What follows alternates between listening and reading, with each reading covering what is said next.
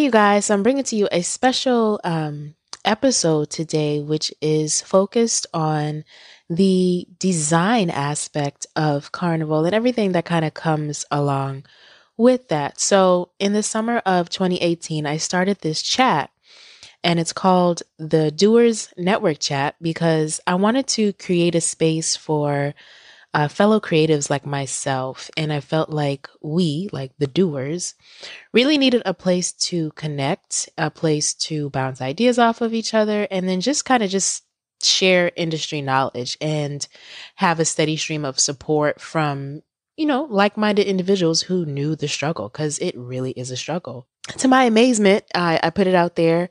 I think I launched it in like one of my IG stories or something. And I asked, whoever wanted to be a part of it, just, kind of join me and let me know. And people did. I was like, oh, snap. Okay, there's people in this chat. So, after the first conversation, and of course, we went through like, introductions and putting our brands out there and what everybody did and got familiar. And so it wasn't long after that we all kind of realized that we were going through going through similar struggles, right? So we all have like these similar challenges and um not to say that there are always challenges, but there's challenges. And of course, there's the beauty of running your own business and being a creative as well. So we share those highs and lows as well in our Doers Network chat. So I have a number of them on the show with me today. And those who didn't join me for the live portion of the recording did send some of their voice notes for you to listen to as well. So it's really meant to be an informative episode. I hope that you truly do enjoy it. I hope that you gather a lot from it. And I hope that it helps you as you move forward with any orders or that you place in the future, or just having some in-depth knowledge about how things work on the back end when it comes to designing custom pieces for individuals. So here's the episode. I had a lot of fun. I think we had a lot of fun recording it, and we hope you enjoy. You're tuned in to Cyesha, the Carnival-specific podcast that addresses chat-worthy topics straight off the Caribbean social scene. It's your one-stop spot to get all the information you need to be successful in this carnival-chasing lifestyle. You'll be filled with knowledge and getting updates from me, Sha, and other professionals in the field of Bacchanal. It's time to get nice. All right, y'all. So I have several members of my Doers Network chat with me on Cyesha, and we're about to talk about a lot of shit. Carnival-related shit, design-related shit, custom-related shit. I'm using shit a lot, but it's okay. So I have, let's see, we're going to start with Morgan. Morgan is here. Cyesha's here. Kev's here. And so each one of them are going to introduce themselves, let you know a little bit about who they are, what they do, and go. My name is Morgan McClendon. I am a Georgia Peach. I'm from Renton, Georgia. I'm a designer, and I just put out my first carnival section as an independent mass band. Yes, for who? For New Orleans Carnival 2020. We're going to talk more about that. Yes. And then Cyesha or Cy. Hi, my name is Cyesha or Cy, depending on how you know me.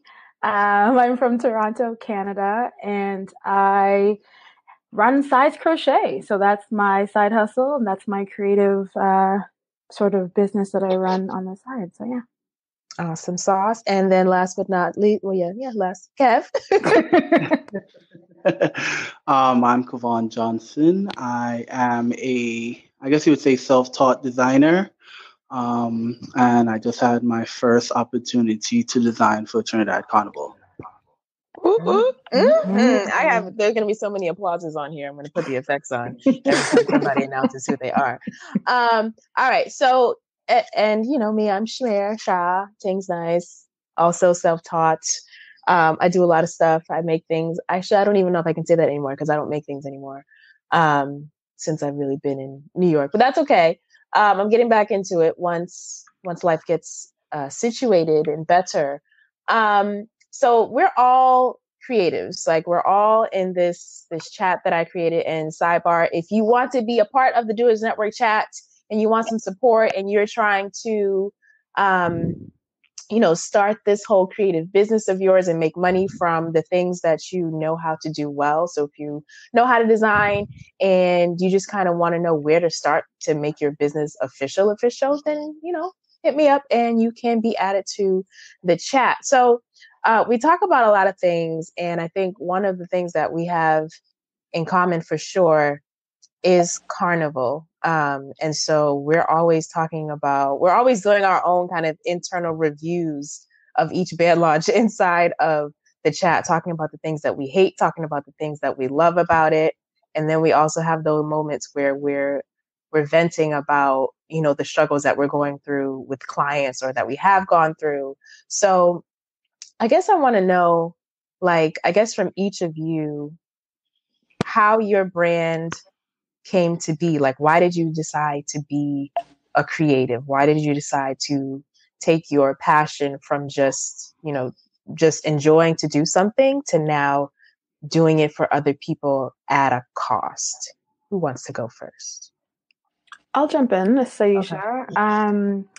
So for me, crochet was something that I was taught by my mother when I was, I don't know, let's say 10. Like, I was young. So it's just something that I always kind of knew how to do, but didn't really do it very often until I would say maybe 2015, where I just felt that I just needed some reflection time. And actually what I was doing, it's just very calming for me. And so I would create blankets and they would just be for me. And I have a bunch of blankets in my house that I don't know what to do with them, but they were for me. And that's what I would do. I never thought about creating pieces or wearable pieces, anything beyond blankets. Then 2018, I went to Ibiza for their carnival weekend or Soca weekend, I guess.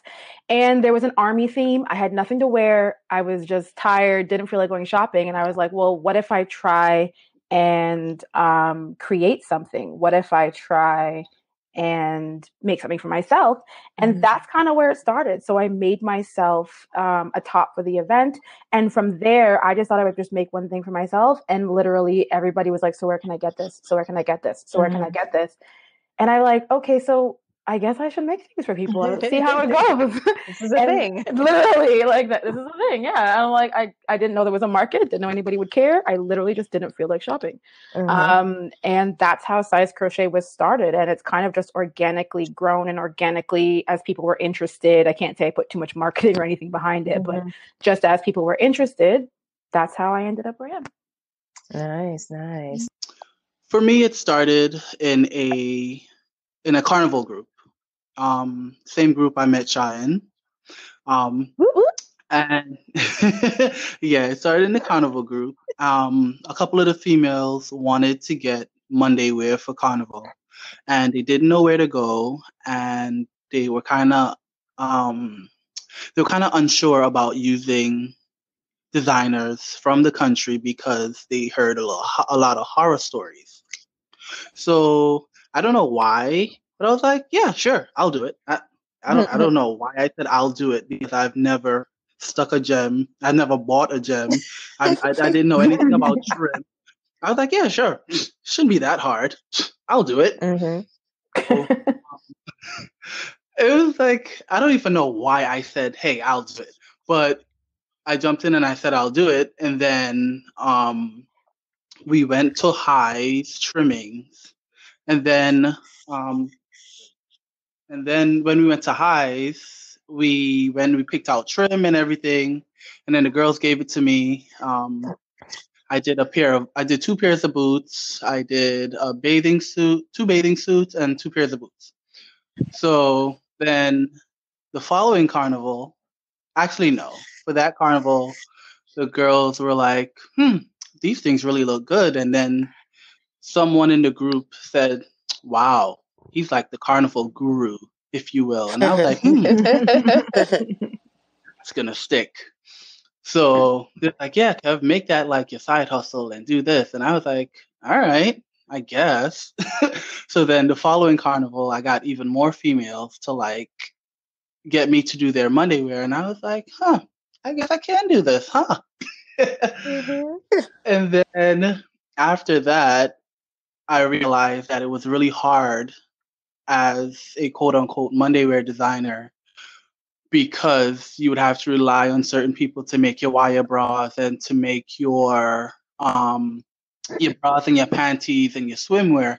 And it would be really hard for me because like I would have to wait a whole month for a wire bra frame, or I would have to wait like weeks for a regular panty and then pay $50 for it. So that's one panty. $50. So I was like, you know what? I'm gonna teach myself how to sew and I'm gonna teach myself how to bend wire. And Yes. I was like, because I can't do it anymore. So I was like, I can't. Right. I just taught myself how to do everything, and I was like, yeah, there it is. And that's how it was all born. And now it went from Carnival Guru to Kevaughn Johnson Designs because I do more than Carnival now. I love it. Okay, Morgan, your turn. So Amethyst 7 came to be. I say maybe 2017 was when I actually branched out on my own and decided that this is something that I wanted to give a go. I was introduced to it in 2015, and I had the opportunity to pretty much just soak up as much knowledge as I could from these two old heads in the game, Jocelyn and Barbara Lewis of Jamboree, Mass. They are a band that participates in the Atlanta DeKalb Carnival. And I went to their house for 2 weeks straight and just helped with production. And I didn't think this was something I was gonna like to do on the back end. I just wanted to help. And just sitting there, I was like, man, I actually really enjoy doing this. Like it's challenging, but I like it because it pushes me to figure out, okay, well, how can I do this? Or how can I work this to make this look like this? So I don't know, it's almost like a puzzle to me in a way.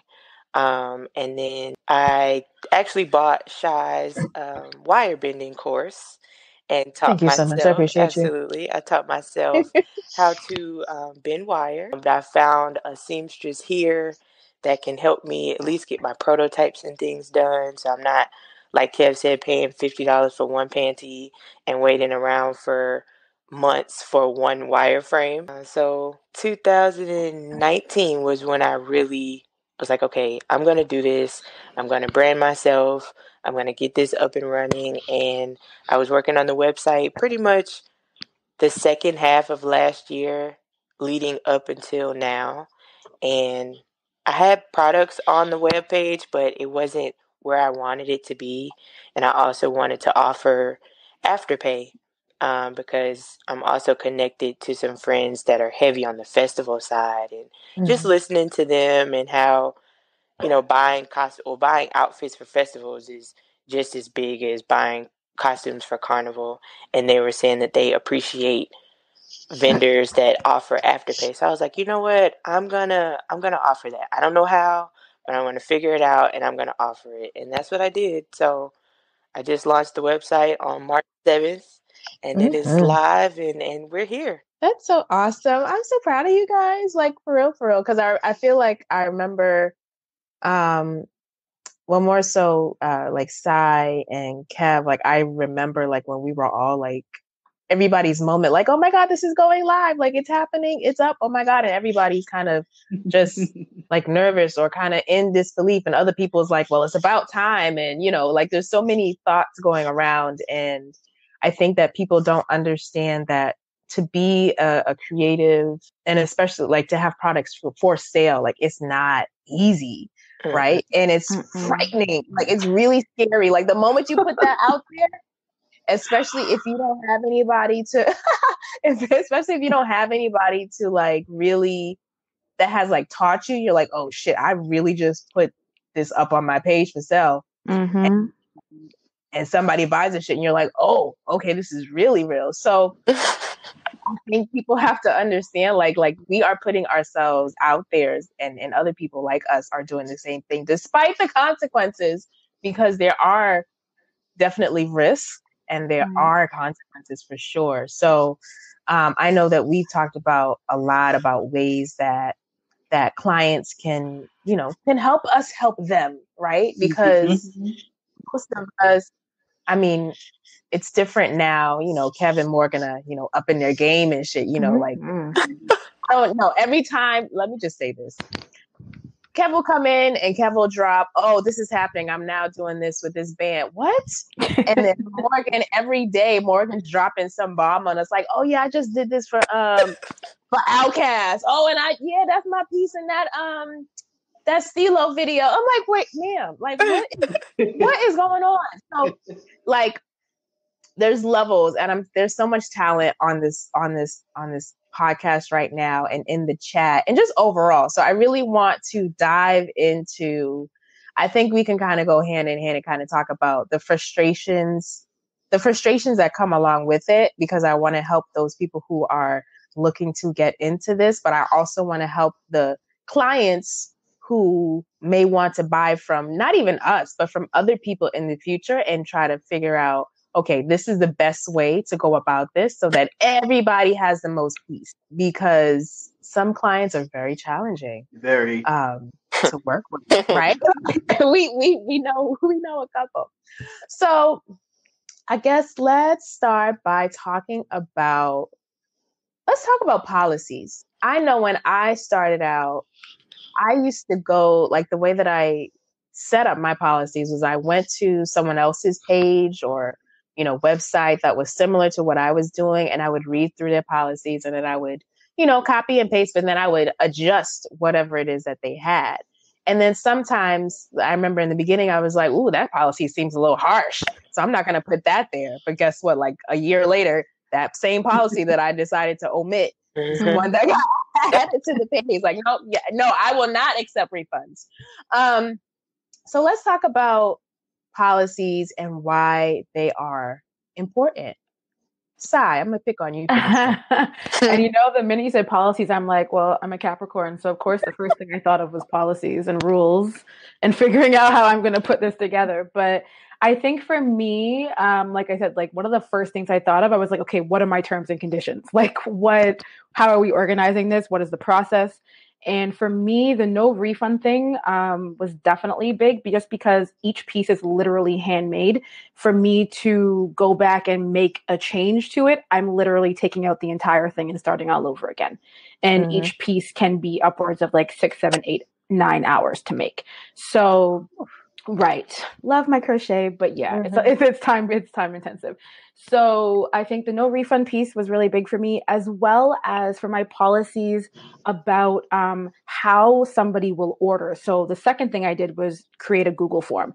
I did not want back and forth emails. I wanted to minimize that as much as possible. And I wanted the information I needed to be in the format that I needed it to be.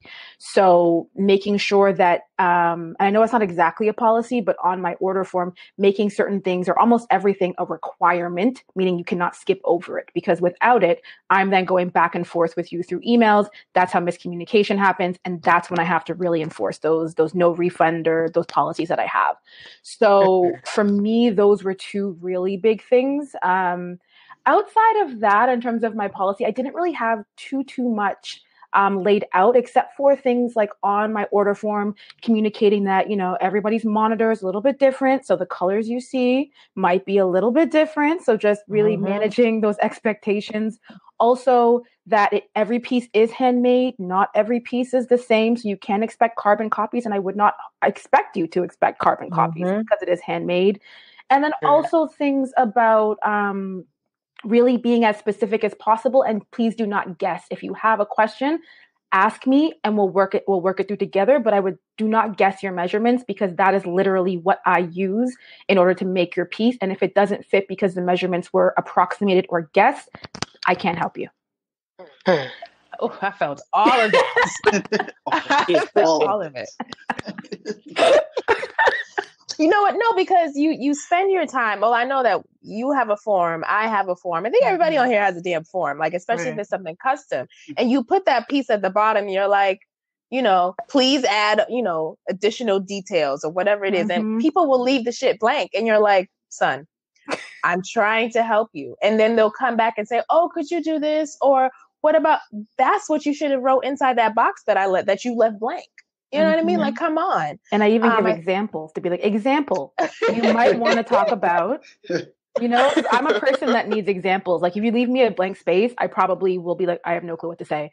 If you give Right. me an example, I'm like, oh, okay, you've modeled it for me. That's my like inner teacher coming out. I'm like, you've modeled it. Okay, I understand what I'm doing now. Okay, now I understand what the kind of information you need. So I even put examples. Hey, you've got some guidance. But from the and you also touched on the custom part of it all, which I think people fail to remember. Is that aside from like Kev and Morgan now doing these, like you have your sections and you know what each section looks like. So those are going to be, you're mass producing those things, but when we're doing something custom for someone, like this is being made specifically for you. And so the reason why it's not, you can't get your money back if you decide that you're not going to pay the rest of the balance, or you decide that you don't like it and you don't want to, like, we can't just sell, like, I can't sell a bra that's half Jamaica and half Turks and Caicos to anybody. You know what I mean? Like, I got to look for a specific person with the specific size boobs to fit that. And from those two places, like, come on. Anyway, sorry, I digress. I'm going to give this one to Kev, this next one. Let's talk about the importance of being prompt and understanding like that it takes time and energy, and that you can't expect something to be created for you the next day if you're just telling me 6 hours in advance, you know? Man, Go ahead, Kev. and listen, okay, so let me go back before designing. I am a trained executive pastry chef, and people Yes, he come is. to me the day before or 2 days before and go, "Hey, Kev, is it too late for me to order a cake?" Ma'am, yes. And it used to really get under my skin because it's like, do you not value my time? And do you want a crappy product? And it goes into this whole design thing also, because I don't know if you feel like I can sew a whole dress in 2 hours, or I don't understand how people think that, us being creatives, we can do things at the drop of a dime, or that we don't have other things to do, or we don't have other jobs, because for some of us, this is a side hustle, or it is like an extra means of income. So people don't really, well, I can't say people, clients don't really think that, it's going to take some time.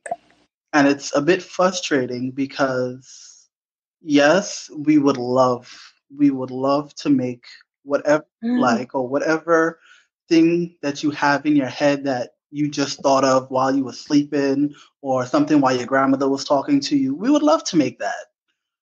But just know that it's going to take time, and it's just not going to happen overnight. It's not going to happen tomorrow. It's not going to happen sometimes not even in the next week.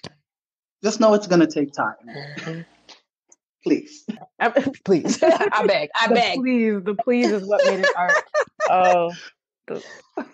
It's so true though. Like, you guys, you have to realize, and I put this, I used to have like working hours, because people would think that, oh, you don't have a real job. Like, they thought that this is all I do. Like, Tingz is just my entire life. And I'm like, bruh, I'm a whole administrator at a school, So when I work, like, Tingz happens after hours, and it happens on weekends. And then you have to realize that I'm still traveling as well and giving you this blog information. So it's like, my schedule is based off of, or my work schedule, my TN work schedule is based off of like my free time and my travel time. So if it's I may hard. just add on to that, that's a big concern for me. Like, the nature of my full-time position is that I'm not home. I'm not in the country very often. So I have to plan out each thing that I'm creating and bring those supplies with me.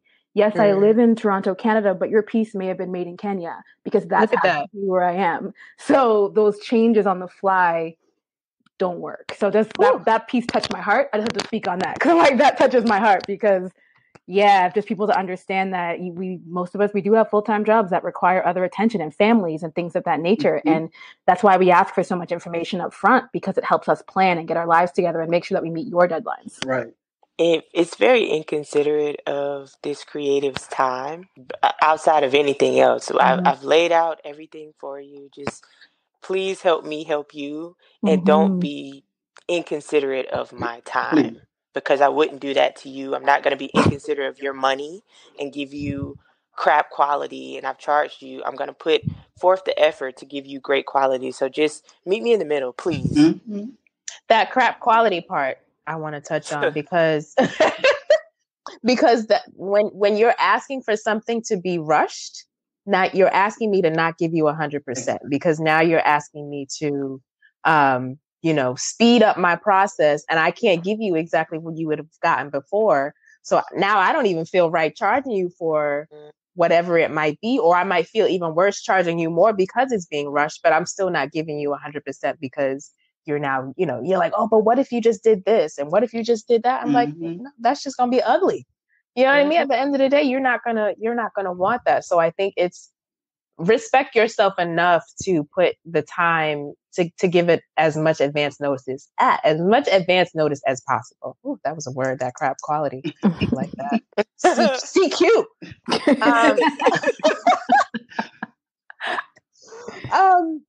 Cyesha had talked about replication.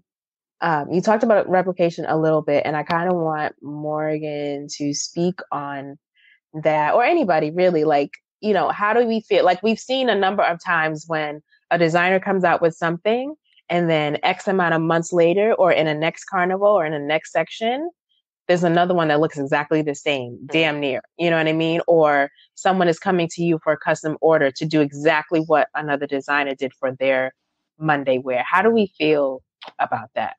I think I'd rather you just go to that person that you saw it from than to come and ask me to do something that someone else did. I think it's a slap in the face to that creative for you to come to me. And I also start to question, like, is this a sort of thing where it's like, maybe I could get her to do it for cheaper, or like, what is it? I'm always questioning why you're coming to me when you literally went to that creative's page, took a screenshot of it, and sent it to me. Yikes. That makes no sense. In their head it did. You know why? Because you're local and they're abroad. Okay. And they know what that TT price is. Right. I'm not gonna put my name on that. Okay. So for me, I ask my clients to have references. I'm not gonna inspiration. I'm not gonna replicate it.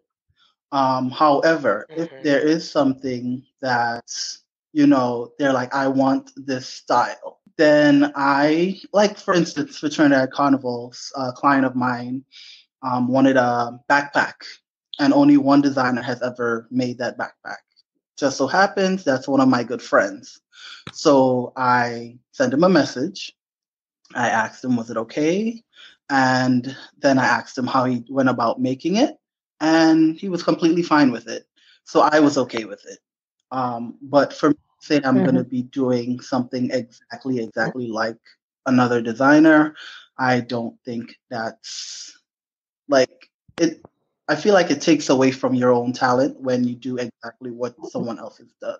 It also it's so much pressure. Number one, it's pressure. It feels weird. Number two, and it's just like, why the fuck am I doing this? And then you're also concerned that that person is therefore not going to like it because it's not going to be exact. You know what I mean? So there's so many different levels of awkwardness in that request. It's gonna be what I ordered versus what I from Amazon. Yeah, and then you're gonna come back and probably talk trash because it wasn't what you asked for. I don't need that. Right. Nobody does. Nope. Morgan, you mentioned you are dropping some nice phrases today.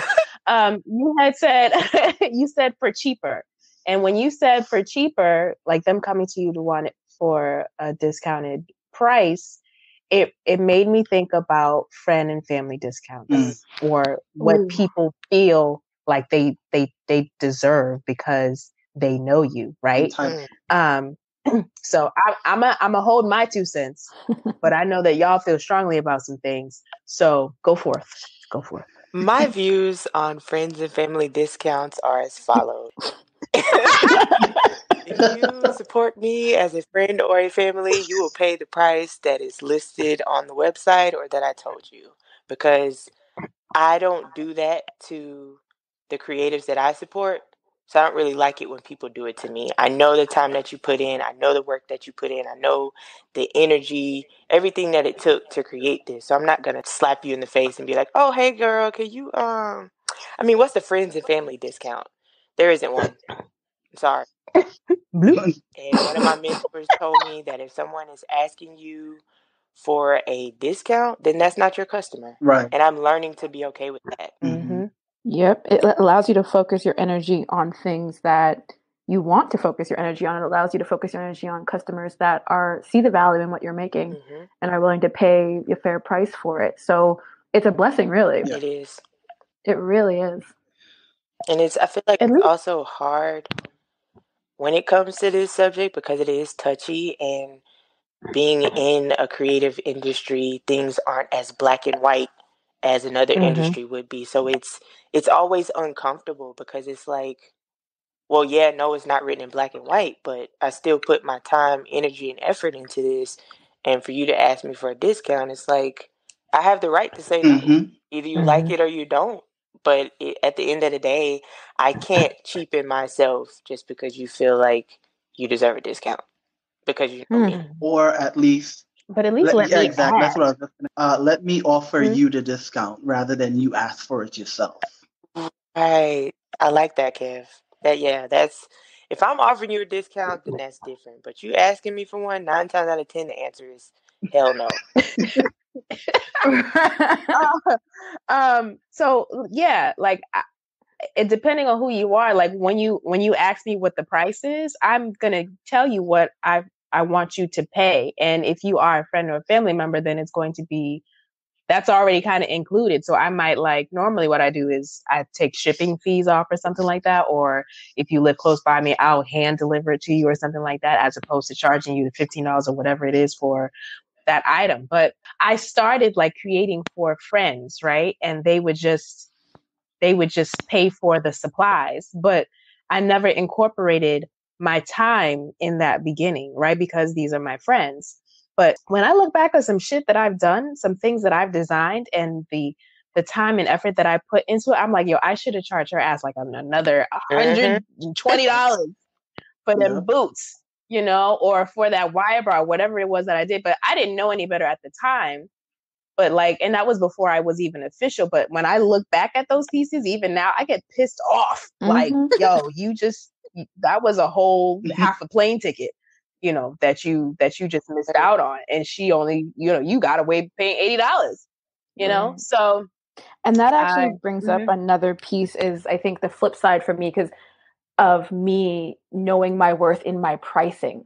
So I find that like the past year that I've been doing a year and change of size crochet, it's that I find that I underprice my thing because I feel bad, or I'm like, oh, that's a lot, and I minimize and really working to say, no, like these pieces don't come in 3 hours. Like this takes time. At all. This takes energy. Like, and then you look around at what other folks are charging and you're like, okay, like people have confidence in themselves to price things appropriately for their skill level and for their effort.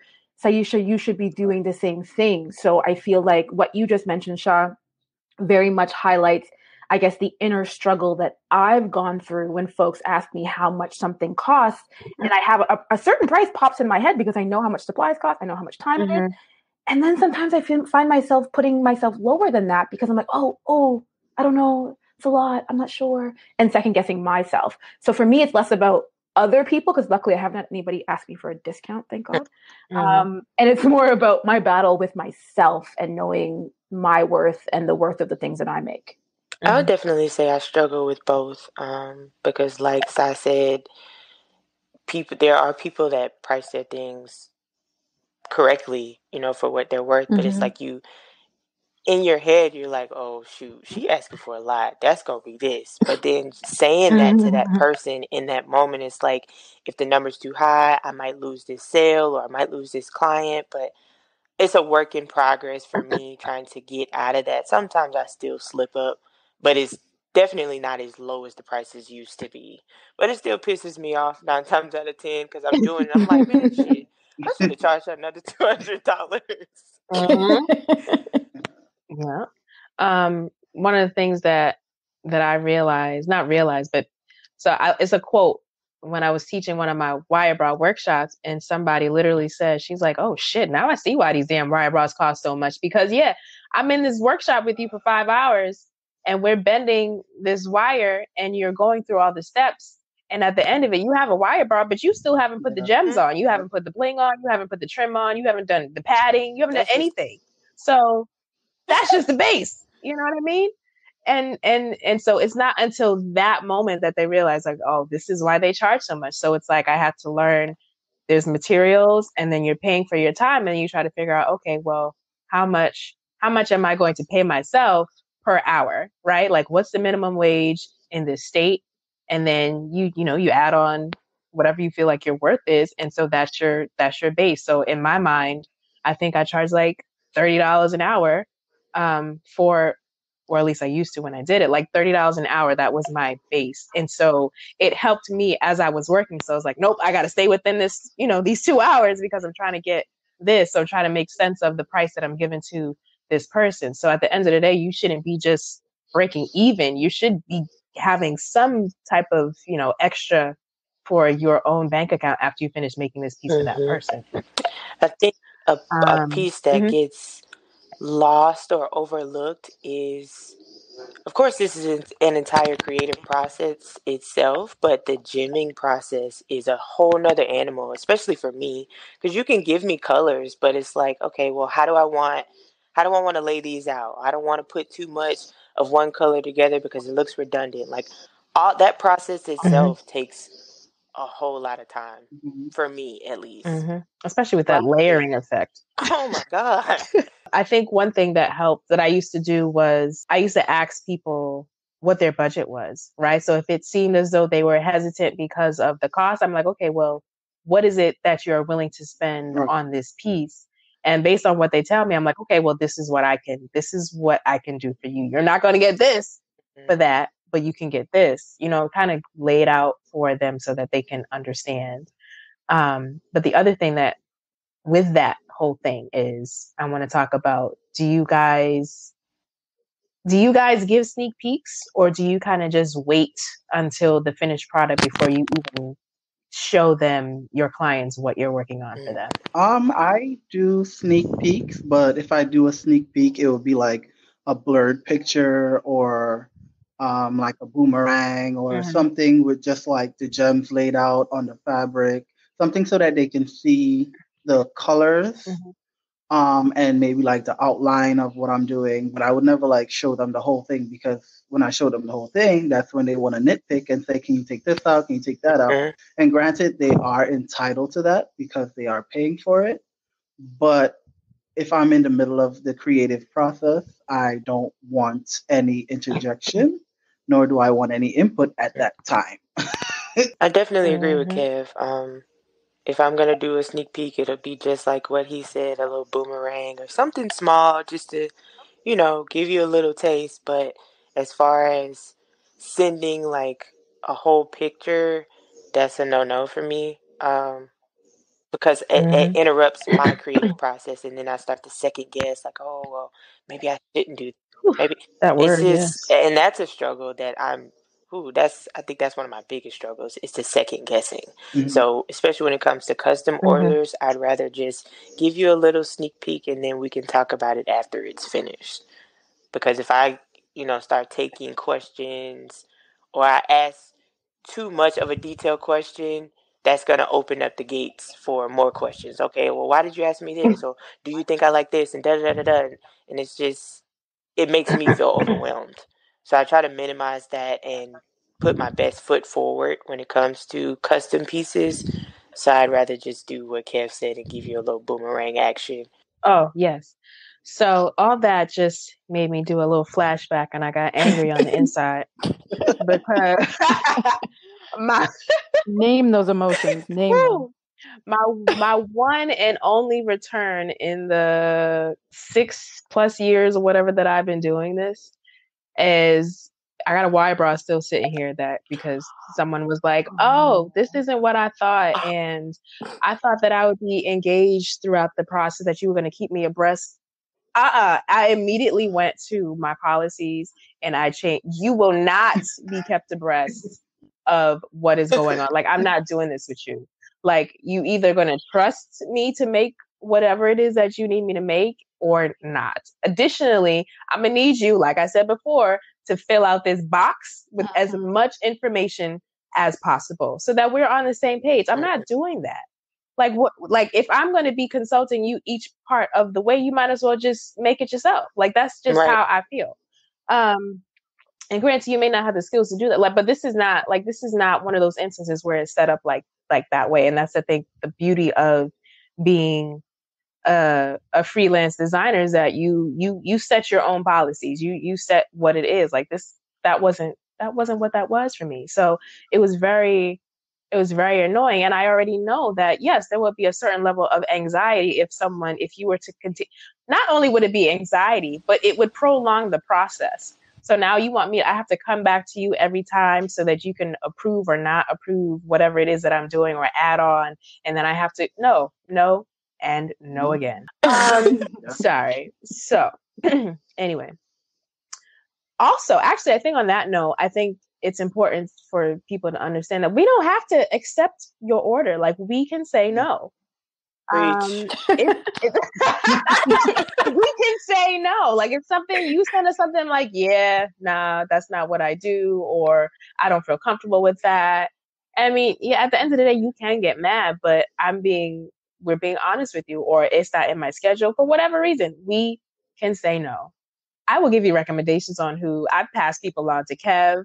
I've passed people on to other people. Like, okay, no, that doesn't have Shamir's name on it, but maybe this will work for you.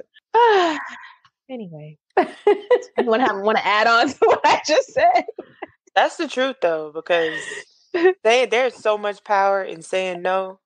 I've said no a lot, and it feels so good because after you say it, it just feels like this weight is lifted off your shoulders, because it's like, okay, I want to help, but I'm sick of stretching myself thin, or bending over backwards. And you know what? I'm good. No, that's the answer. Sorry.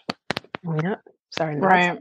Yeah, I'm like, even we can cut the sorry, like, just no. Right. Basically, yeah.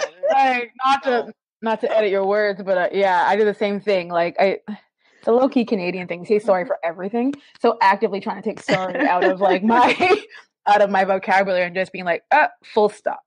That's just what it is.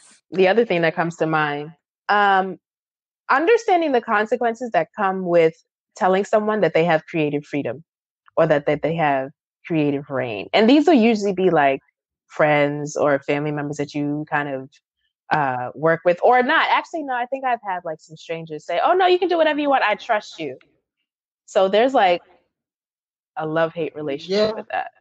Anybody else experienced that before? Those are my favorite types of clients, but at the same time, you would have like the same ones that would say, okay, you have creative reign, and then you do whatever you want within the same dynamic of what they want, and you do whatever you want, and then they come back and go, well, I don't really like this, and I don't really like that, and maybe if you change the color, and maybe if you do this, and maybe you shouldn't have told me I had creative reign over it, and I can do whatever. You should have given me specifics. You told me I can do whatever I want. So that's exactly what I did. But I do have those wonderful clients that are like, hey, Kev, this is what I need. And do whatever you want. And they pay right away. And that's my go-to client. I love those. That's the ideal client. Right. I also like when a client says do whatever you want, but they give me parameters. So if they say, play up that cleavage, okay, thank you. If they say, I'm not a huge fan of my legs, I want a little bit more coverage, okay. Like, give me little things that are kind of like your non-negotiables, or the things that you love about yourself that you want to play up, or colors that you absolutely despise. So just little things like that were to help me figure out, okay, what's yes and what's no. But other than that, I have free range after that. So I like a little bit of direction, but more so to know, you as a human and what you really want and what you really don't want. I think I harp more on what you don't want more than anything else, to make sure I stay far away from those trigger pieces, or those buttons for you. Well said, you guys. So we have 10 minutes left. So I want to touch on one more thing, and then I want to make sure that you guys get your plugs in there, your shameless plugs. So one thing that people fail to remember is that we're making all this shit by hand, right? There's not that I know of, there's no machines or whatever that we're using to create these pieces. We're wire bending, we're sewing, we're crocheting. Like, all of this is done by hand. So you know what that means? Shit's not going to be perfect. And even when I'm, especially when I'm doing like my jewelry, and I'm literally using chemicals, putting myself at risk, right? to create this plastic and shit. And then people will be like, oh, there's a bubble in it. Or, oh, there's this on. Yeah, I know. And I put that in the policies, that there will be bubbles, bumps, and imperfections that all add to the beauty of the piece. So I'm not going to make this over, because you know what? There's still going to be bubbles in it the next time. Like, it's just not going to be perfect. There is going to be glue on your gems, right? Like, we can't take all of it off. We're doing our best to make sure that it goes on there without a hitch.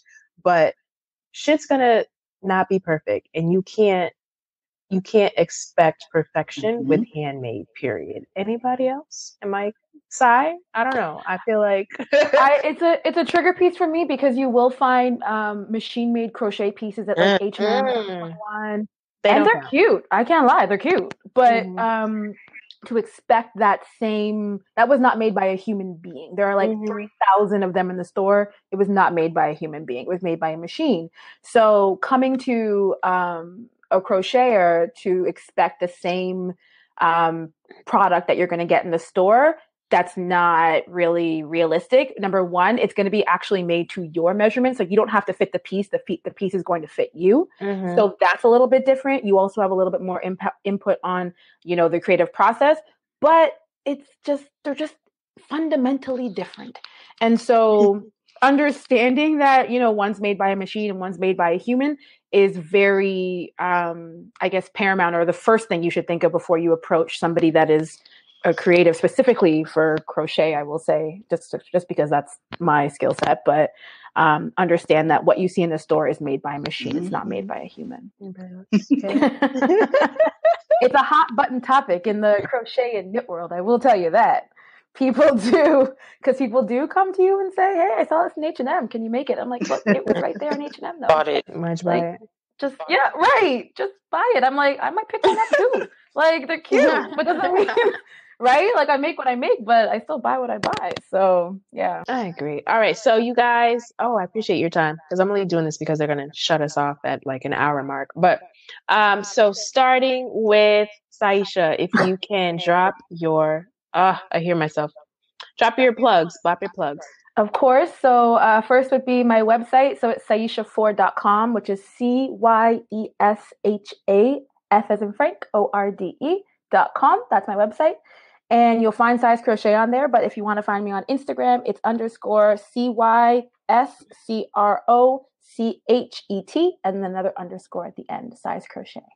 You can find me on Instagram at Kevaughn Johnson Designs, KEVAUGHN Johnson Designs. And then you can always email me at carnivalguru@yahoo.com. Thank you. I left Morgan for last because Morgan still got her stuff going on. So Morgan, make sure you put your plugin, your website in there. Put the NOLA stuff in there. Save my my costume. I'm gonna save it for you. Thanks. Amethyst 7 will be on the road in New Orleans for the 2020 NOLA Caribbean Experience. And our theme this year is In Living Color, and you can find that collection online at www.amethyst7.com. That's AMETHYST, like the birthstone. And you can also find me on That's right. Instagram at amethyst7 with 2 underscores after the number 7. Thank you. Shout out to all the Aquariuses. We out here. We out Hey, here. hey, hey. I'm sorry. Hey. I had to. Come on now. All right. So I'm going to put everything that we talked about in the show notes and in the blog post, actually, because I've been meaning to put this out for a minute. Yes. And shout out to all the other members of the Doers Network Chat. Pick up yourself. And if anybody wants to join the chat, again, please hit me up. And yes, this was, I loved venting about everything. And I hope that people kind of listened. For those of you who are looking to start your own creative business, best of luck and well wishes to you. And for those of you looking to buy from us or from any creative, Please. read the policies. All right. All right, I'm out. Thank you, guys. Bye. Thank you. Bye. Later. Hey guys, I hope you enjoyed that. I have a few more members of the Doers Network Chat who wanted to share their 2 cents. They couldn't be on the call because I can only have so many people on there without it sounding crazy. But I wanted them to have their input as well. So here is what they had to say. I think when ordering custom pieces, people should be realistic about what they want and also bear in mind their size and what limitations that might have for the particular style that they are asking for. Because what I have found is that there are people, for example, with larger breasts who want specific styles that it is difficult to create something that is both supportive and sturdy with the type of style that they want. So that needs to be kept in mind. You know, they need to keep in mind, what do they value more? Do they want something that is exactly like the style that they requested, or do they want to feel secure and supported? Because a lot of women complain that the carnival bras sometimes is hard on their necks because of the way that they're tied or the way that they're made. So I try to make them as comfortable as possible, but the style that they requested might not be conducive to the level of comfortability that they also want.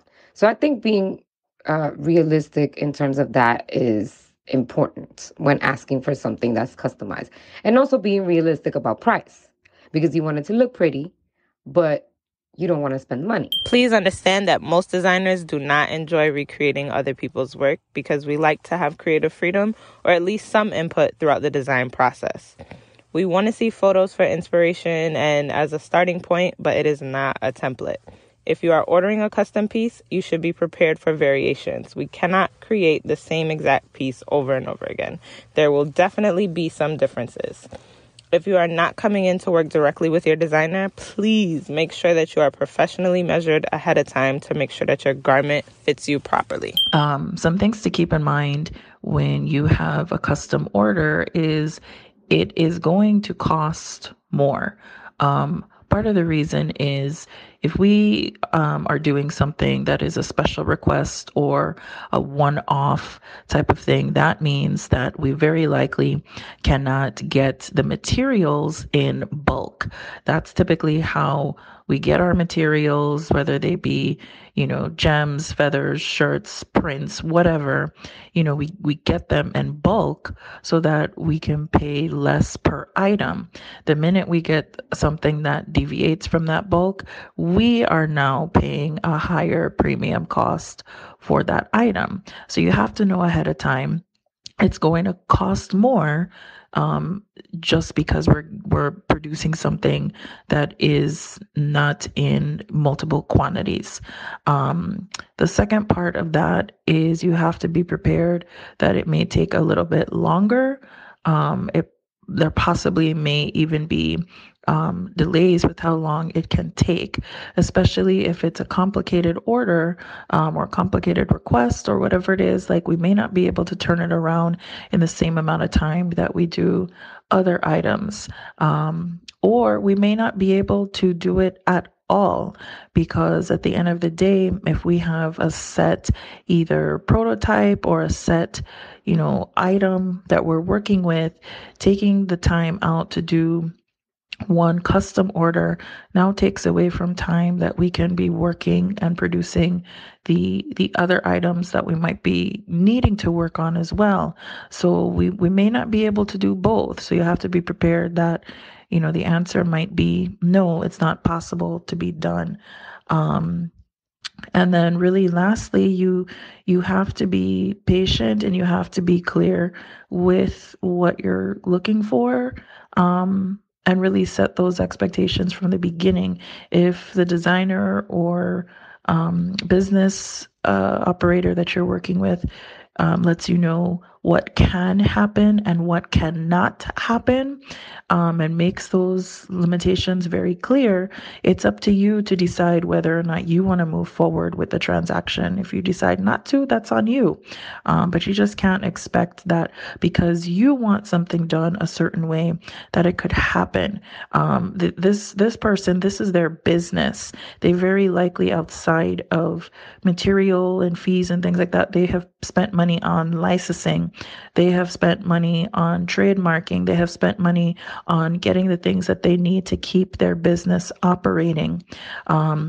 So you just wanting to do something that is one-off on your end, that's also taking away from perhaps the several years that they have already invested into the business. So there's just a respect part of it that comes about as well, that you asking for something custom perhaps can be taking away from what they originally had as the business model. So just keep that in mind anytime you're thinking about having a special request. An order without payment is simply an inquiry. So please don't call asking how is your order going. Please don't call asking, hey, I placed my order like a week ago, like what's going on with it? No, you didn't. You just inquired about it.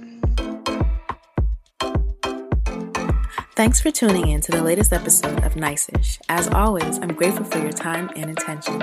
Stay plugged in by subscribing to this podcast, my website, tingznice.com, and following me on all social media platforms.